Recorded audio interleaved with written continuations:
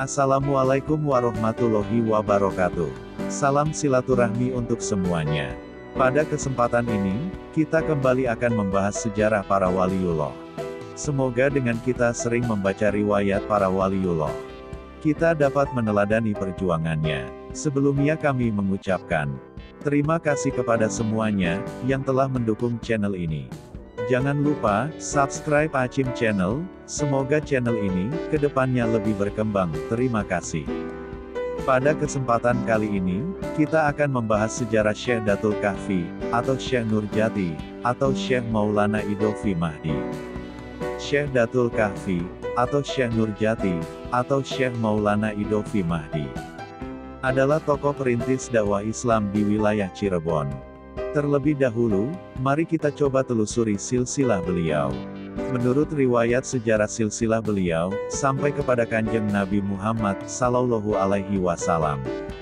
Syekh Datul Kahfi atau Syekh Nurjati, bin Syekh Datuk Ahmad bin Syekh Maulana Isya, bin Sayyid Abdul Qadir, bin Sayyid Amir Abdullohan, bin Sayyid Abdul Malik, bin Sayyid Alwi, bin Sayyid Muhammad Sohib Mirbat, bin Sayyid Qoli Qosam, bin Sayyid Alwi Awal, bin Sayyid Muhammad, bin Sayyid Alawi, bin Sayyid Ubaidillah, bin Sayyid Ahmad Al-Muhajir, bin Sayyid Isa Al-Rumi, bin Sayyid Muhammad Anakib, bin Sayyid Ali Al-Uraidi, bin Sayyid Imam Jafar As-Sodik, bin Sayyid Imam Muhammad Al-Bakir, bin Sayyid Imam Ali Jainal Abidin, bin Sayyidina Imam Husain, bin Sayyidina Ali, wa Sayyidatina Fatimah Az-Zahra, binti Sayyidina wa Maulana Muhammad Sallallahu Alaihi Wasallam. Dan dari nasab di atas juga kita dapat mengetahui bahwa beliau keturunan Kanjeng Nabi Muhammad yang ke-23 dari jalur Asmat Kon. Syekh Nurjati lahir di Semenanjung Malaka, sekitar awal abad 14. Beliau belajar agama kepada ayahnya Syekh Datuk Ahmad, di mana ayahnya adalah seorang ulama besar di Malaka. Dan ketika menginjak dewasa, beliau meminta izin kepada ayahnya untuk melanjutkan belajar agama ke negeri Mekah. Sampai saat ini belum ada catatan riwayat berapa lama beliau tinggal di Mekah. Dalam naskah sejarah yang ada, beliau cukup lama tinggal di Mekah. Setelah sekian lama belajar di Mekah, selanjutnya Syekh Nurjati melanjutkan belajarnya ke kota Baghdad. Pada masa itu kota Baghdad menjadi pusat belajar agama Islam. Selama belajar dan tinggal di kota Baghdad, kealiman Syekh Nurjati sampai ke istana kerajaan. Dan akhirnya oleh Raja Baghdad yaitu Syarif Sulaiman, beliau dijodohkan dengan adiknya, yang bernama Syarifah Halimah. Syekh Nurjati dan Syarifah Halimah, ketika tinggal di Baghdad mempunyai 4 orang anak atau keturunan. 1. Syekh Abdurrahman. Ketika sudah dewasa bergelar Pangeran Panjunan. Dari keturunan beliau nantinya, menjadi para raja kerajaan Sumedang Larang. 2. Syekh Abdurrahim. Ketika sudah dewasa beliau menjadi kodi atau hakim di kerajaan Cirebon, sehingga beliau lebih dikenal Pangeran Kejaksan. 3. Syarifah Fatimah. Syarifah Fatimah bergelar Syarifah Baghdad, dan ketika sudah dewasa, beliau menikah dengan Kanjeng Sunan Gunung Jati. 4. Syekh Datul Hafid. Syekh Datul Hafid ketika sudah dewasa, beliau bersama ayahnya Syekh Nurjati mengurusi pesantren Pasambangan Jati Cirebon, dan setelah Syekh Nurjati wafat nanti, Syekh Datul Hafid menjadi pemimpin pesantren Pasambangan Jati selanjutnya. Itulah catatan sejarah Syekh Nurjati ketika beliau lahir sampai menikah di kota Baghdad. Selanjutnya kita akan menelusuri jejak sejarah beliau di Cirebon. Setelah sekian lama tinggal di Baghdad dan mempunyai keturunan, Syekh Datul Kahfi selanjutnya dakwah ke Pulau Jawa, tepatnya di Cirebon. Beliau bersama istrinya Syarifah Halimah, berlabuh di Pelabuhan Muara Jati Cirebon. Diriwayatkan dalam perjalanannya ini, beliau diiringi 22 orang, ada juga yang menyebutkan hanya 12 orang. Ketika berlabuh di Pelabuhan Muara Jati Cirebon, beliau diterima dengan baik oleh penguasa Syah Bandar Cirebon, yang pada masa itu Ki Gedeng Jumajan Jati atau Ki Gedeng Tapa. Dan beliau memperoleh izin untuk tinggal di daerah Pasambangan, yaitu bukit kecil yang bernama Giri Amparan Jati. Di sini Syekh Datul Kahfi lebih dikenal dengan Syekh Nurjati. Dan istri beliau lebih dikenal dengan Nyi Mas Ratna Jatiningsih atau Nyai Rara Api. Di bukit kecil ini beliau bersama istri serta pengiringnya membangun pedukuhan. Pedukuhan itu selain untuk tempat tinggal, juga sebagai syiar dakwah Islam. Karena sikapnya yang mulia, penduduk sekitar mulai masuk agama Islam secara sukarela. Dan pedukuhan itu menjadi pusat syiar dakwah agama Islam di Cirebon. Sehingga bukit itu dikenal dengan pesantren Pasambangan Jati Cirebon.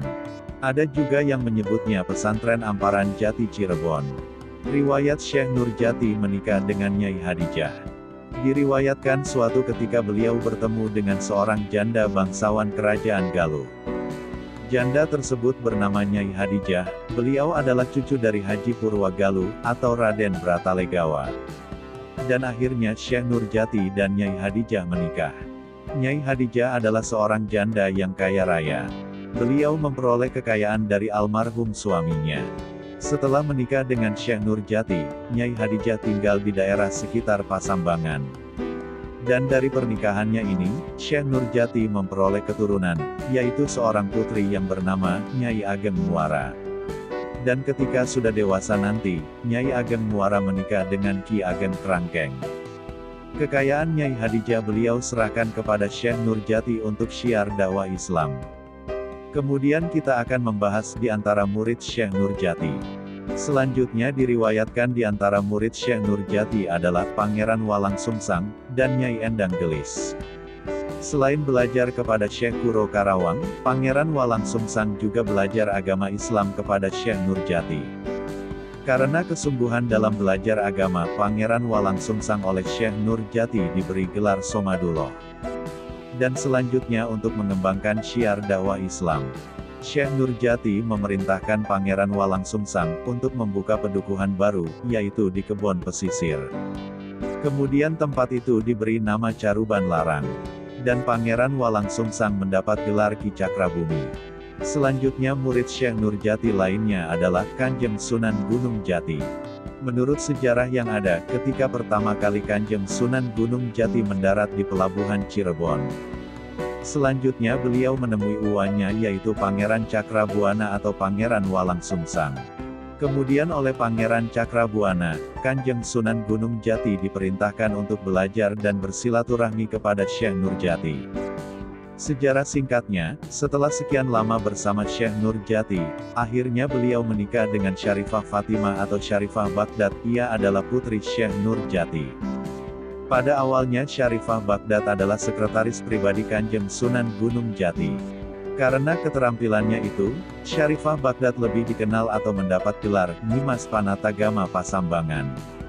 Kanjeng Sunan Gunung Jati dan Syarifah Baghdad mempunyai dua orang keturunan, yaitu Pangeran Jaya Kelana dan Pangeran Brata Kelana. Namun keduanya wafat atau syahid di usia muda.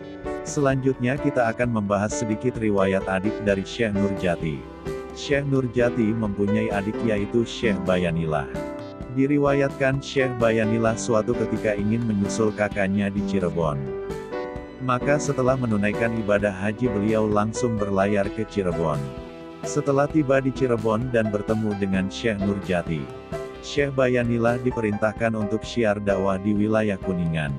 Dalam tugas ini Syekh Bayanillah dibantu oleh Syekh Bentong Karawang. Kemudian mendirikan pesantren di desa Sidapurna Kuningan, dan beliau menikah dengan Nyai Wandasari, seorang putri penguasa. Setelah Syekh Kuro Karawang, Syekh Nurjati adalah tokoh kedua di Jawa Barat yang merintis syiar dakwah Islam. Ketika di usia senjanya, Syekh Nurjati selanjutnya menyerahkan kepemimpinan pesantren Pasambangan Jati kepada putra bungsunya yaitu Syekh Datul Hafid atau Syekh Syarif Hafid. Sehingga ada yang beranggapan bahwa Syekh Datul Kahfi dan Syekh Datul Hafid adalah orang yang sama. Padahal sesungguhnya dua orang yang berbeda. Berikut ini adalah wasiat Syekh Nurjati kepada putra bungsunya Syekh Syarif Hafid, Ana Sira Ana Insun. Dari kalimat Ana Sira Ana Insun, dapat bermakna ada kamu ada saya, artinya apabila Syekh Nurjati ada halangan, maka yang mewakilkan dirinya adalah Syekh Syarif Hafid putra bungsunya. Selanjutnya kita membahas peninggalan Syekh Nurjati. Di antara peninggalan Syekh Nurjati yaitu, sebuah sumur tua yang berada di Pasambangan. Sumur itu yaitu, Jalatunda dan Tegang Pati. Sebenarnya sumur Jalatunda mempunyai arti dan makna. Jala, berasal dari bahasa Arab yang bermakna luhur atau agung. Dan Tunda, yang bermakna titipan. Sehingga kita dapat mengambil kesimpulan bahwa Syekh Nurjati menitipkan ajaran Islam yang luhur dan agung ini kepada kita semuanya, sebagai generasi penerusnya. Adapun makna dari sumur Tegang Pati adalah, selalu berserah jiwa, beliau secara tidak langsung mengajarkan kepada kita agar selalu berserah jiwa kepada Ilahi. Syekh Nurjati adalah tokoh pertama yang menyebarkan agama Islam di Cirebon. Sekaligus guru bagi tokoh-tokoh lainnya, seperti Pangeran Cakrabuana, Kanjeng Sunan Gunung Jati serta yang lainnya. Syekh Nurjati wafat dan dimakamkan di Gunung Jati Cirebon. Selanjutnya setelah beliau wafat, Kanjeng Sunan Gunung Jati atau Syekh Syarif Hidayatullah menjadi penerusnya. Demikianlah riwayat singkat Syekh Datul Kahfi atau Syekh Nurjati atau Syekh Maulana Idofi Mahdi. Semoga kita dapat mengambil hikmah di dalamnya. Mohon maaf apabila dalam riwayat ini, apabila ada kekurangan. Terima kasih telah menonton video ini, jangan lupa subscribe Acim Channel.